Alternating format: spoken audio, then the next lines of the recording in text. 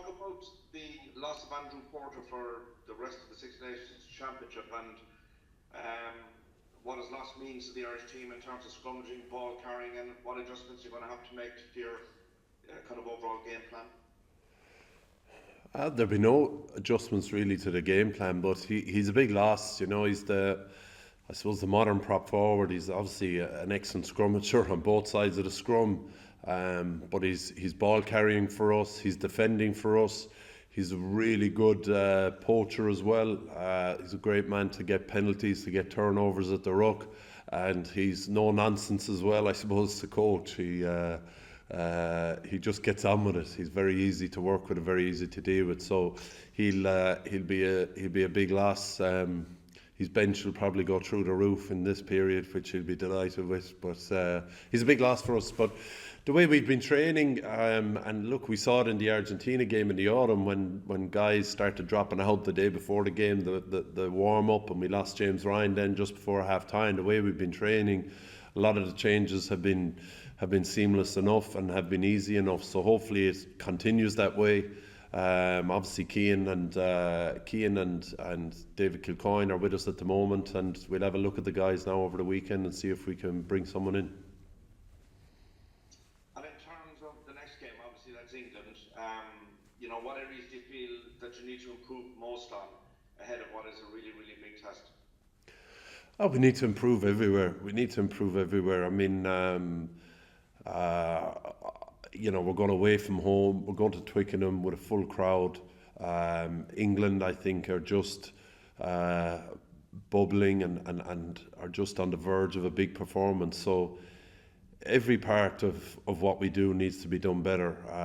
We'd opportunities, I think, at the weekend to score tries, and we didn't take them just because of small little inaccuracies. And we did that as well in France, where I think we had opportunities, but we didn't deliver the kind of detail that we have delivered at times when we've managed to put teams under pressure. So there isn't any one particular area, I think, but everything just needs to be a little bit more accurate. I think one of the big things as well when we're away from home is just being calm.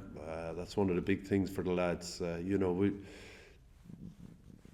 There's never any lack of intent or any lack of passion or emotion when these boys play for Ireland. It's just being calm, and the big occasion is an important part for us as well.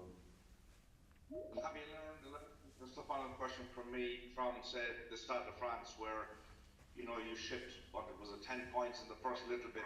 I mean, are you in a situation where you can't afford to be like that against England in Twickenham? I mean, it's a really cauldron, isn't it? Yeah, well, everyone wants to start well. Unfortunately, both teams can't get a 10-point lead.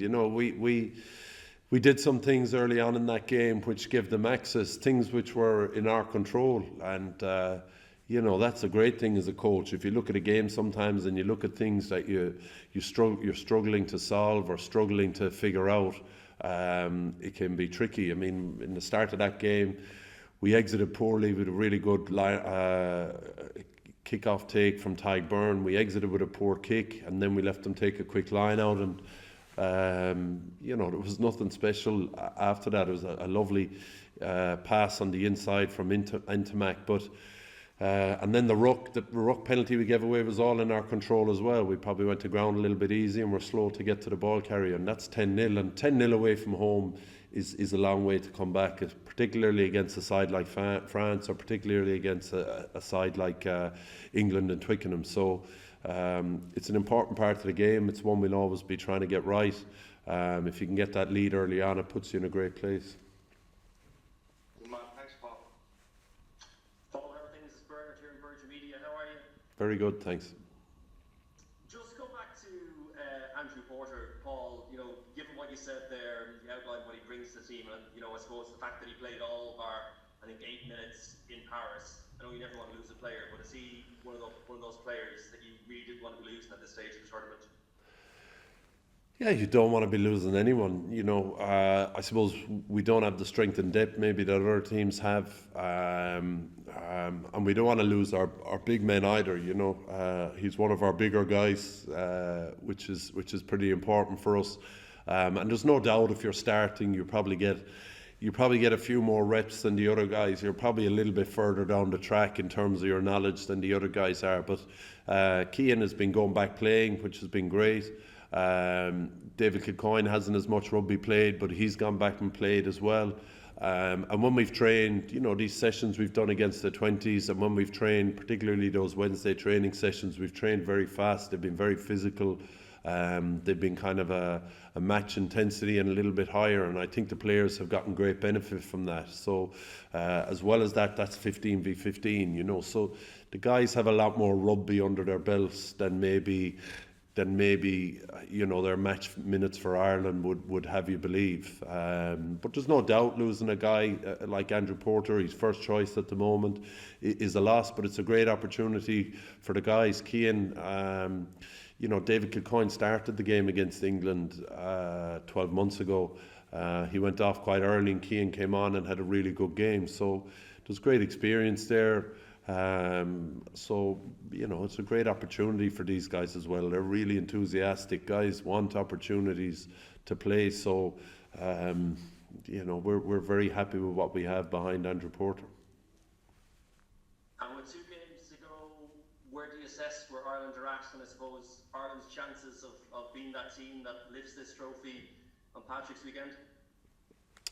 Well, we've a great chance. We're still in it, which is the most important thing. And we're playing some good rugby at times. There's real good ownership among the playing group. There's real enthusiasm. I think Andy's managed to keep them fresh in terms of how they've trained and how we've played and how they've prepared. And they really enjoy camp. So I think we're in a good place heading into the last 2 weeks. It's important to manage the players now that they're fresh heading into those games. I suppose the temptation sometimes is to work a little bit harder. I think Andy's really good at managing that, and the players are really experienced at managing that as well. I suppose a lot of the work has already been done. Those few days we spent in Portugal were great for us. So hopefully we can be, I suppose, fresh and full of enthusiasm now as we head into 2 big games. Great stuff. Thanks, Paul. Hi, Paul. How's it going? Just might give us a quick update on Robbie Henshaw. We saw him pick some pictures of him training there. How is he? Robbie Henshaw is fine. He's fine. He's no problems. He's passed his return to play protocol, so he's had no problems. That's great. And you just indicated there you would probably call up a couple of props. You didn't call one up after Tom O'Toole got injured, but that's the thinking for the start of next week, is it, to get a couple more props in? I don't know if there'll be a couple of more props, but probably certainly one anyway. We just want to see how they go with their games at the weekend. Yeah, cheers. Thanks, Paul. Thank you. Hi, Paul. We'll hear from off the ball. Just wondering, new look second row combination against Italy last time out. Just your assessment about how Ryan Baird got on against Italy. Yeah, I thought he did really well.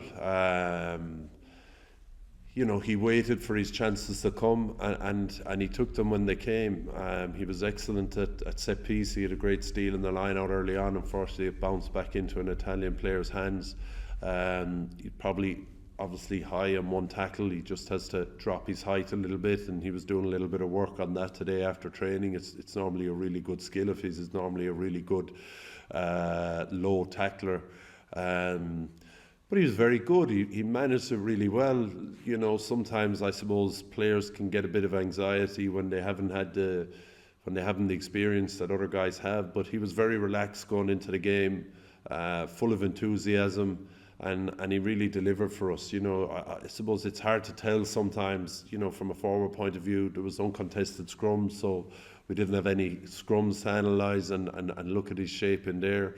They'd won maul early on, and he was excellent in his body shape and how he set up to defend that maul, and he was pretty seamless, and that's one thing.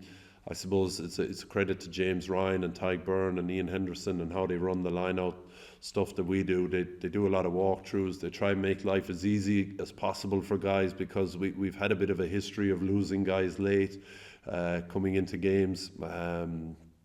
So he was excellent, and again, I suppose a little bit like Andrew Porter, there was very little little management in him last week. We were just very confident that he would be able to deliver in what he was able to do. And then, you know, when the chance came up, he's very good at chasing those block kicks. He's great acceleration over the 2 meters to try and get to the 9, and then, you know, I don't think anyone was going to catch him. It was a great pick-up and a great finish for his try. So he did really well, and we were really happy with him.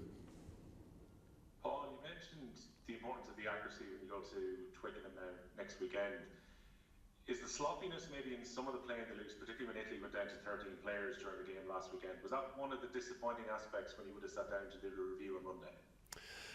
Yeah, it probably was. It isn't sloppiness really. It's just guys maybe making the wrong decisions and forcing something. You know, we have to be happy. We have to be happy, I suppose, breaking teams down the right way and not trying to get it done. Not trying to get it done in a rush. You know, we did a little bit of that in the breakdown as well, where there was a combination of some old habits which cost us a little bit. So for sure, for us away from home against Twickenham, there'll be mistakes. You know, there will be turnovers. They'll put us under pressure and force things to happen. We have to live with that and accept that. But we want to make sure that we're not giving them any access through our own mistakes.